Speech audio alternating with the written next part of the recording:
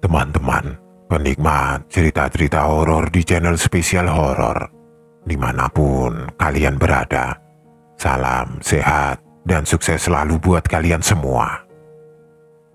Kali ini, Mimin akan membawakan sebuah cerita horor dari akun Twitter @hororpsikologis yang berjudul Kuburan Tua.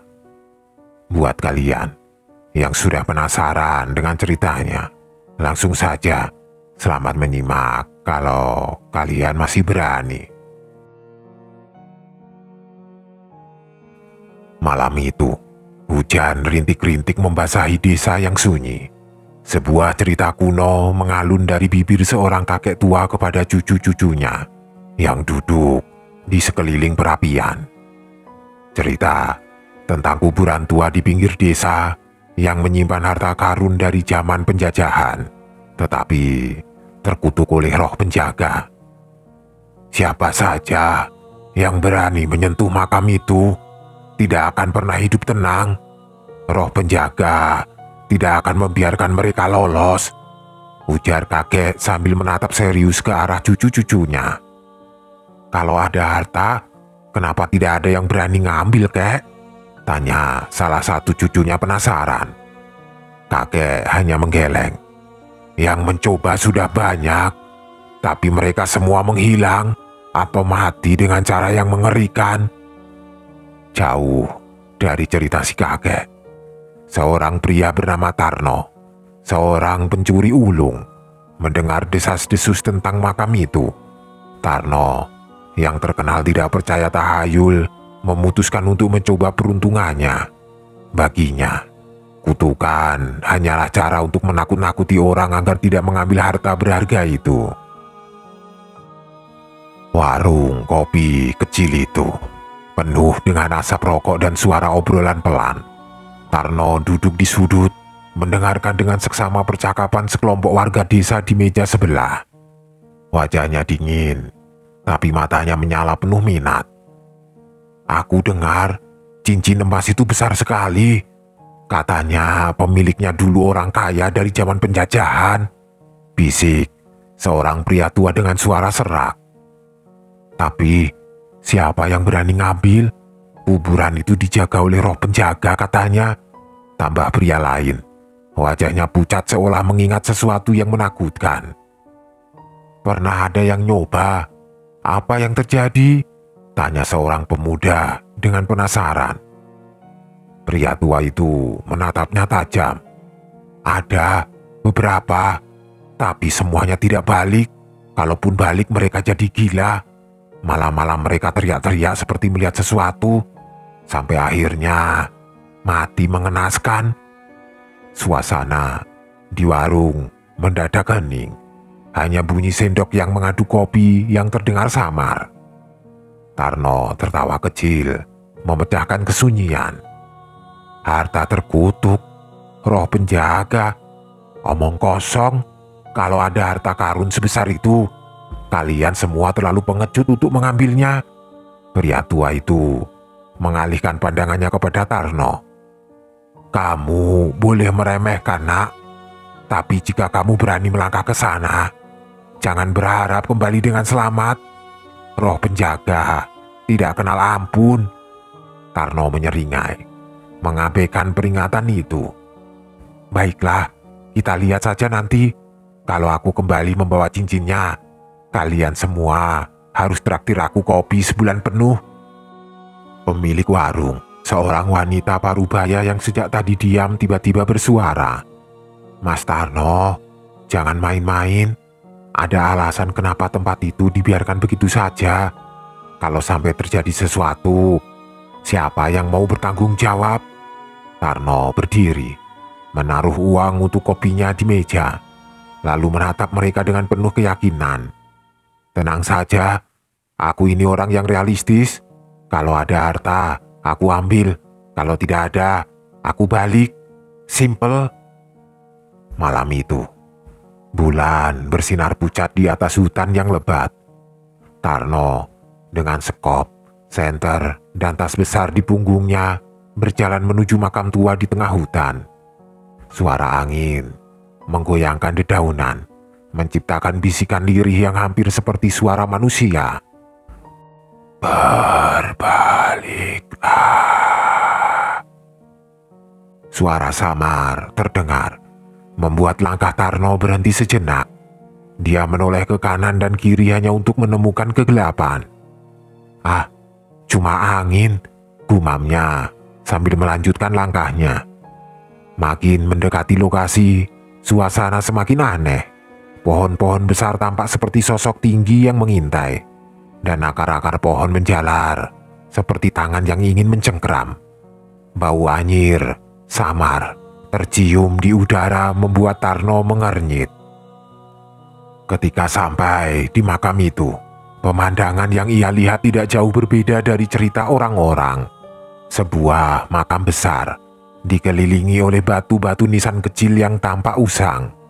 Lumut hijau menutupi sebagian besar nisan, dan sebuah pohon besar dengan akar mencengkram tanah berdiri di tengah-tengah makam itu seperti penjaga abadi. "Aku akan kaya," gumamnya, mencoba menghilangkan rasa takut yang mulai merayap di pikirannya. Dia mulai menggali tanah di depan makam besar itu. Suara sekop yang menghantam tanah menggema di malam yang sunyi. "Tinggalkan. Pergi." Suara lirih terdengar lagi. Kali ini jelas di telinga Tarno. Dia menghentikan gerakannya sejenak, menoleh ke sekeliling dengan senter di tangan. "Siapa di sana?" teriaknya, mencoba terlihat berani, tapi hanya suara jangkrik yang menjawab. Tarno menggeleng, kembali fokus menggali. Tapi semakin dalam dia menggali, semakin berat sekopnya terasa, seolah-olah tanah itu melawan. Saat dia mencangkul lebih dalam, hawa dingin menusuk tulang dan bisikan aneh terdengar semakin dekat. Tarno mencoba mengabaikan semuanya, membujuk dirinya bahwa itu hanyalah efek dari kelelahan dan suasana malam. Akhirnya, ujung sekopnya mengenai sesuatu yang keras. Dengan semangat, Tarno menggali lebih cepat hingga sebuah peti kayu tua muncul. Kayu itu sudah rapuh, tapi ukiran kuno terlihat samar di permukaannya. "Ini dia," bisiknya penuh antusias. Dia membuka peti itu perlahan, dan di dalamnya terdapat cincin emas besar yang memancarkan kilauan, meski di bawah cahaya senter yang redup. Namun, saat tangannya meraih cincin itu, suara geraman terdengar di belakangnya. Dia menoleh, dan samar-samar dia melihat sosok bayangan tinggi dengan mata merah menyala berdiri di antara pepohonan. "Serahkan kembali." Tarno menelan ludah, tapi rasa tamaknya lebih kuat dari ketakutannya. "Aku tidak percaya tahayul," katanya sambil memasukkan cincin itu ke dalam tasnya dan berlari meninggalkan makam. Tapi langkahnya terasa semakin berat, seperti ada sesuatu yang menariknya ke belakang. Bisikan dan erangan mengerikan terus mengejarnya, seolah-olah malam itu hidup dan berusaha menangkapnya. "Sialan, ini cuma sugesti," teriaknya, mencoba menguatkan diri sambil terus berlari menuju jalan keluar hutan. Namun dia tidak sadar bahwa roh penjaga makam telah menancapkan tatapan maut padanya, menunggu waktu untuk membalas dendam. Cahaya bulan menyorot samar ke area makam, membuat suasana semakin mencekam. Tarno, yang sudah menggali selama beberapa jam, mulai kehabisan tenaga. Keringat membasahi wajahnya, bercampur dengan debu dan tanah. Namun, ketika ujung sekopnya kembali menghantam sesuatu yang keras, seluruh rasa lelah itu lenyap seketika.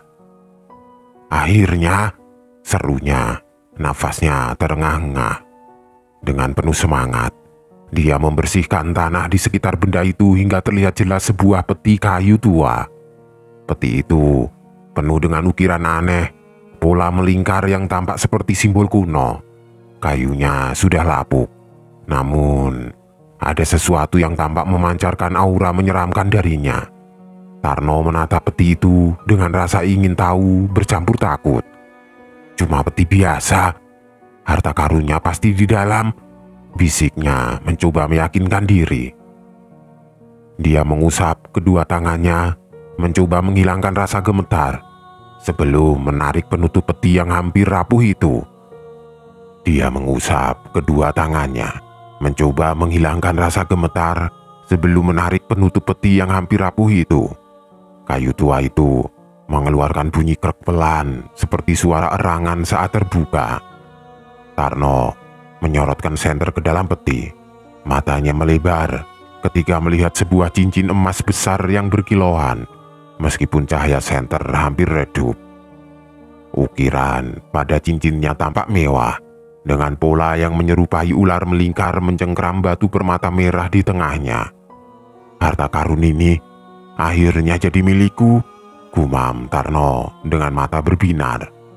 Tangannya gemetar saat mengambil cincin itu, seolah-olah cincin itu memiliki daya tarik magis yang tidak bisa dia lawan. Namun, ketika cincinnya terangkat dari peti, udara mendadak berubah. Angin dingin bertiup kencang, menggoyangkan dedaunan dan suara seperti rintihan terdengar dari kejauhan. "Ah, suara angin saja itu," kata Tarno, mencoba mengabaikan perasaan tidak nyaman yang tiba-tiba muncul. Dia memasukkan cincin itu ke dalam tasnya dengan cepat. Tapi saat dia berbalik untuk pergi, suara gemuruh kecil terdengar dari tanah di sekitarnya. "Jangan!" Suara itu serak, dalam, dan terdengar tepat di telinganya. Tarno berhenti, tubuhnya membeku. Dia menoleh ke kanan dan kiri dengan senter, namun tidak ada siapapun. "Siapa itu?" teriaknya, mencoba terdengar tegas meskipun suaranya bergetar. Tidak ada jawaban, hanya suara dedaunan yang bergoyang. "Ini cuma imajinasiku," gumamnya, berusaha meyakinkan dirinya sendiri. Dia mengatur nafas dan memulai langkah cepat menjauhi makam. Tapi baru beberapa langkah, suara gemuruh itu kembali. Kali ini lebih keras, seperti berasal dari bawah tanah. Pohon-pohon di sekitarnya bergoyang liar dan dari arah belakangnya, suara langkah berat mulai terdengar. "Serahkan kembali." Tarno berhenti, menelan ludah. Dia menoleh dengan senter dan kali ini dia melihat sesuatu. Sebuah bayangan besar muncul di antara pohon-pohon. Sosok itu tinggi, mungkin setinggi 2 meter lebih dengan tubuh kekar yang dipenuhi bulu. Wajahnya tidak jelas, namun 2 mata merah menyala memandang lurus ke arah Tarno. Apaan ini?" Tarno tergagap, keringat dingin mengalir di dahinya. "Serahkan kembali." Suaranya bergema, berat, dan terdengar seperti campuran beberapa suara sekaligus. Tarno panik. "Aku tidak takut sama kamu," teriaknya dengan nada putus asa. Meskipun kakinya mulai gemetar, dia meraih tasnya erat dan mulai berlari ke arah jalan pulang. Namun, tanah di bawahnya terasa berat, seperti mencoba menahan setiap langkahnya. Dia terjatuh beberapa kali tapi terus memaksa dirinya bangkit. Suara gemuruh dan rintihan terus mengikutinya. "Pergi! Jangan ganggu aku!" teriaknya sambil berlari tanpa menoleh ke belakang. Sampai di batas hutan, suara-suara itu perlahan mereda. Namun angin dingin masih terasa menusuk tulang. Tarno berhenti sejenak untuk mengatur nafas, meyakinkan dirinya bahwa semua itu hanyalah efek dari kelelahan dan suasana mencekam. "Aku pasti terlalu lelah. Ini cuma halusinasi," katanya sambil menyeka keringat di wajahnya. Dia membuka tasnya melihat cincin itu sekali lagi. "Bagaimanapun, cincin ini akan membuatku kaya. Semua ini akan terbayar," ujarnya dengan senyum tipis, mencoba menenangkan dirinya. Namun jauh di dalam hutan, Sosok bayangan besar itu masih berdiri mengawasinya. Mata merahnya menyala tajam dan dari mulutnya terdengar geraman rendah yang menyeramkan. Tarno tiba di rumah dengan nafas tersengal. Kegelapan malam terasa lebih pekat daripada biasanya, seolah-olah memburu langkahnya yang tergesa. Setelah mengunci pintu dengan hati-hati, dia meletakkan tas di atas meja kayu kecil di ruang tengah. Cincinnya dikeluarkan dan diletakkan di depan lampu meja yang redup.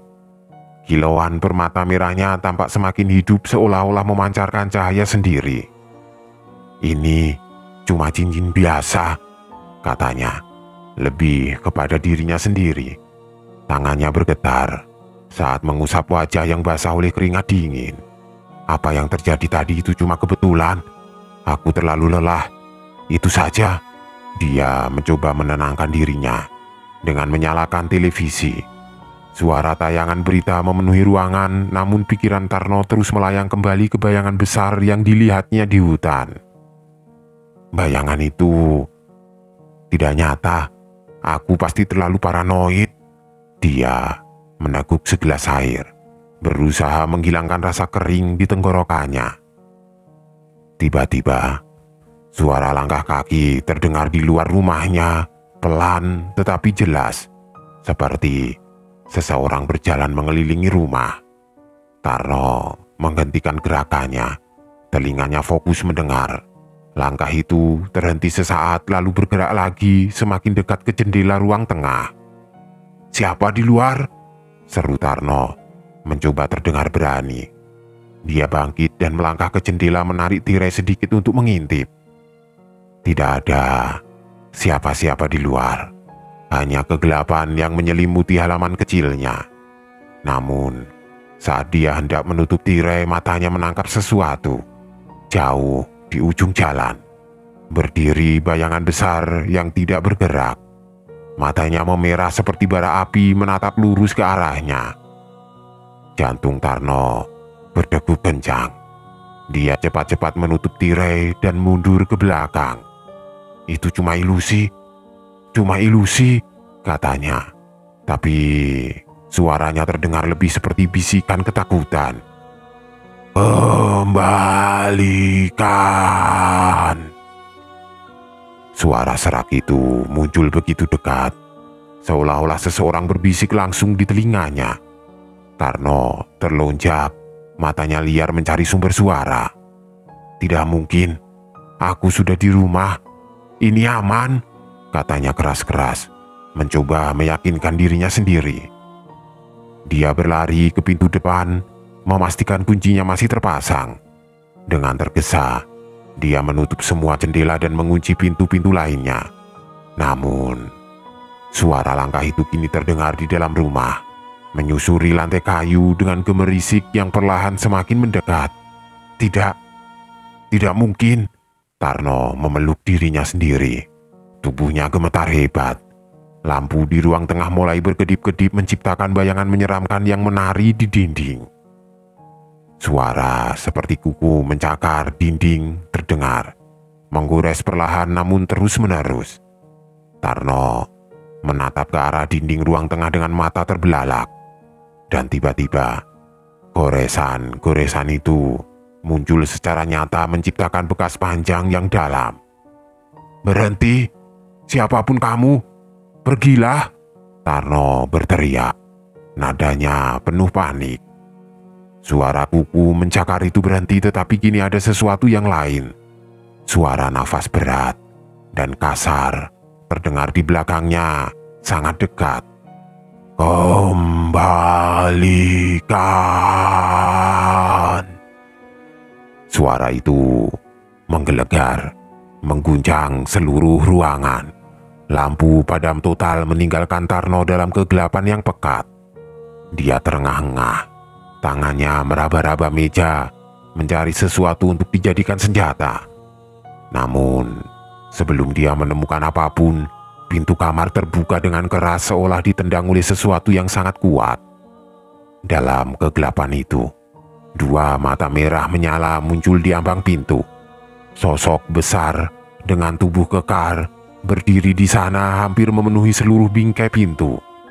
Wajahnya tidak jelas, tertutup bayangan, tetapi auranya memancarkan kebencian yang mendalam.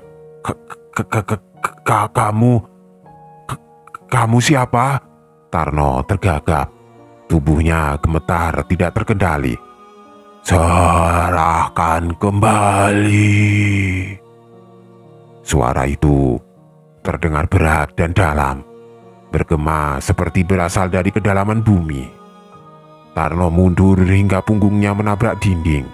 Sosok itu mulai melangkah masuk. Setiap langkahnya membuat lantai kayu berderak. Pergi, aku tidak mengambil apapun darimu. Tarno memohon, namun suaranya hampir tidak terdengar. Sosok itu tidak berhenti. Ketika jaraknya hanya beberapa meter darinya, sosok itu mengangkat tangannya yang besar dan kasar, seolah-olah hendak mencengkram Tarno. Tidak, jangan! Tarno berteriak. Lalu semuanya menjadi gelap. Tubuhnya limbung dan dia jatuh ke lantai, kehilangan kesadaran. Ketika Tarno membuka matanya keesokan paginya, dia mendapati dirinya terbaring di lantai ruang tengah. Kepala terasa berat, seperti dihantam sesuatu. Dia memaksa dirinya bangkit sambil memegang dahi. Cincin itu, gumamnya, mengingat malam sebelumnya. Pandangannya segera beralih ke meja tempat dia meletakkan cincin emas berpermata merah yang diambil dari makam. Namun meja itu kosong. Tarno berdiri dengan panik, matanya menyapu ruangan. Kemana perginya? Tidak mungkin menghilang begitu saja, serunya. Dia memeriksa di bawah meja, di sudut-sudut ruangan, bahkan tasnya. Tetapi cincin itu benar-benar lenyap. Ketika dia hendak menyerah, matanya menangkap sesuatu di tangan kanannya. Ada bekas luka bakar berbentuk cincin yang melingkar di jarinya, memerah seperti baru saja terbakar. Apa-apaan ini? Tarno mencoba menggosok bekas itu, tetapi rasa nyeri yang luar biasa membuatnya menjerit. Dia terjatuh ke kursi, mengelus tangan kanannya dengan hati-hati. Tidak mungkin ini terjadi karena cincin itu, bisiknya dengan nafas tersengal. Hari-hari berikutnya terasa seperti mimpi buruk yang tidak berujung. Bayangan aneh mulai muncul di rumahnya. Di cermin kamar mandi, dia melihat sosok hitam besar berdiri di belakangnya. Namun, ketika dia menoleh, tidak ada siapa-siapa. Ini cuma halusinasi. Aku cuma kelelahan, katanya, berulang-ulang untuk menenangkan diri meskipun tubuhnya terus gemetar. Di malam hari, suara langkah kaki kembali terdengar. Kali ini lebih nyata, berputar-putar di sekitar rumahnya. Kadang-kadang langkah itu berhenti tepat di depan pintu kamarnya. Siapa itu? Teriaknya suatu malam. Setelah suara itu terdengar lebih keras dari biasanya. Tidak ada jawaban, tetapi pintu kamarnya berderit pelan seperti seseorang sedang membukanya. Tarno meraih pisau dapur dari bawah bantal berjaga-jaga. Tetapi pintu berhenti bergerak, tetap setengah terbuka. Dia mencoba mengatur nafas, tetapi tiba-tiba sebuah suara berbisik di telinganya. Kembalikan. Pisau di tangannya terjatuh ke lantai. Tidak, ini tidak nyata. Dia berbisik, matanya menatap liar ke sekeliling kamar. Namun, teror itu tidak berhenti. Suatu malam, dia memutuskan untuk mengakhiri semuanya. Dia membawa cincin itu yang entah bagaimana kembali ke mejanya ke sebuah sungai besar di luar desa. Dengan tangan gemetar, dia melempar cincin itu ke dalam air. Permukaan sungai beriak, cincin itu tenggelam ke dasar. Habis perkara, gumamnya menarik nafas panjang. Namun, ketika dia pulang, cincin itu sudah ada di meja ruang tengah lagi, bersih, tanpa setetes air pun. Bagaimana bisa? Teriak Tarno, melemparkan meja itu hingga terbalik. Dia mencoba membakar cincin itu, tetapi api tidak meninggalkan bekas sedikit pun. Keputusasaan membuat Tarno mendatangi Pak Darman, seorang tetua desa yang dikenal bijaksana. Pak Darman mendengarkan ceritanya dengan ekspresi serius. Wajahnya berubah suram ketika Tarno selesai berbicara. "Kamu sudah melanggar batas yang tidak seharusnya dilanggar, Nak. Roh penjaga makam itu tidak akan pernah berhenti mengejarmu." "Apa yang harus saya lakukan, Pak? Tolong bantu saya," Tarno memohon dengan suara serak. Pak Darman menggeleng perlahan. "Tidak ada yang bisa membantu. Satu-satunya cara adalah mengembalikan cincin itu ke tempatnya semula. Tapi itu saja tidak cukup. Kamu harus meminta maaf kepada roh penjaga makam itu. Jika tidak..." Pak Darman terdiam, tetapi matanya yang penuh rasa takut sudah mengatakan semuanya. Tarno menunduk, wajahnya pucat. "Kalau begitu, saya akan melakukannya. Saya akan mengembalikan cincin itu. Saya tidak mau hidup seperti ini lagi." Pak Darman menatapnya lama sebelum akhirnya mengangguk pelan. "Kalau begitu, berangkatlah malam ini. Jangan tunda. Jangan sampai menunggu mereka datang lagi untuk mengambilmu sendiri." Kata-kata itu membuat bulu kuduk Tarno meremang. Dia tahu waktunya semakin sedikit. Malam itu, Tarno berdiri di depan makam tua yang telah ia rusak sebelumnya. Kakinya gemetar, tangan yang memegang sekop terasa dingin dan berkeringat. Angin malam berembus kencang, membuat dedaunan pohon bergesekan seperti bisikan makhluk tidak kasat mata. Suara burung hantu terdengar memecah kesunyian, mengiringi langkah berat Tarno yang mendekati makam. "Aku harus mengembalikannya. Aku harus melakukannya," bisiknya kepada diri sendiri, seolah meyakinkan hati yang hampir ciut. Langkahnya terhenti di depan lubang yang telah ia gali beberapa malam lalu. Tanahnya masih berantakan, seperti luka terbuka di permukaan bumi. Di bawah cahaya bulan, bayangan pepohonan di sekitarnya menciptakan siluet menyeramkan yang seperti mengintip setiap gerakannya. Dengan perlahan, Tarno berlutut dan mulai menggali lagi. Kali ini, untuk mengembalikan apa yang telah ia ambil. Saat sekop pertama menyentuh tanah, suara berat dan serak terdengar di belakangnya. "Kamu telah kembali." Tarno membeku. Tubuhnya terasa dingin, bahkan lebih dingin daripada angin malam yang menusuk tulangnya. Perlahan, ia menoleh ke belakang tetapi tidak ada siapa-siapa. "Itu hanya imajinasi, hanya angin," gumamnya pelan, berusaha mengalihkan pikirannya dari ketakutan yang mulai menguasai. Namun, tangannya tetap gemetar saat melanjutkan menggali.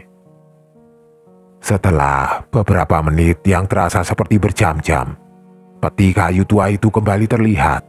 Tarno menarik nafas dalam-dalam, lalu membuka penutup peti dengan hati-hati. Di dalamnya, ruang kosong tempat cincin itu dulu berada tampak menantinya. Ia mengeluarkan cincin emas dari kantongnya dan memegangnya erat. "Aku minta maaf, aku tidak tahu ini milikmu. Tolong bebaskan aku," katanya dengan suara gemetar. Air matanya mengalir saat ia meletakkan cincin itu kembali ke dalam peti. Namun, ketika ia hendak menutup peti, suara berat itu terdengar lagi, kali ini lebih keras dan dekat. "Permintaan maafmu tidak cukup, pencuri." Tarno tersentak mundur. Dari bayangan di belakangnya sesosok tinggi besar perlahan muncul. Wujudnya menyerupai manusia, tetapi kulitnya hitam legam seperti arang, dengan mata merah menyala dan mulut penuh taring tajam. Makhluk itu berdiri dengan kepala hampir menyentuh cabang pohon. Tubuhnya besar, seperti raksasa. Tidak, aku sudah mengembalikannya. Aku sudah minta maaf," teriak Tarno berlutut sambil menangis. Makhluk itu mendekat dengan langkah berat. Setiap gerakannya membuat tanah di sekitarnya bergetar. "Kamu telah mengganggu ketenangan, bukan hanya mencuri. Kamu telah melanggar batas yang tidak boleh disentuh." Tarno berusaha bangkit dan melarikan diri, tetapi tanah di bawahnya terasa seperti mencengkram kakinya. Ia berteriak panik, berusaha melepaskan diri, tetapi semakin ia meronta semakin kuat cengkraman itu. "Tolong, jangan, aku tidak akan melakukannya lagi." Tarno memohon dengan putus asa, air matanya bercucuran. Makhluk itu menunduk, menatapnya dengan mata merah yang menyala-nyala. "Kutukan ini tidak dapat dihapus begitu saja. Kamu akan menjadi pelajaran untuk yang lain."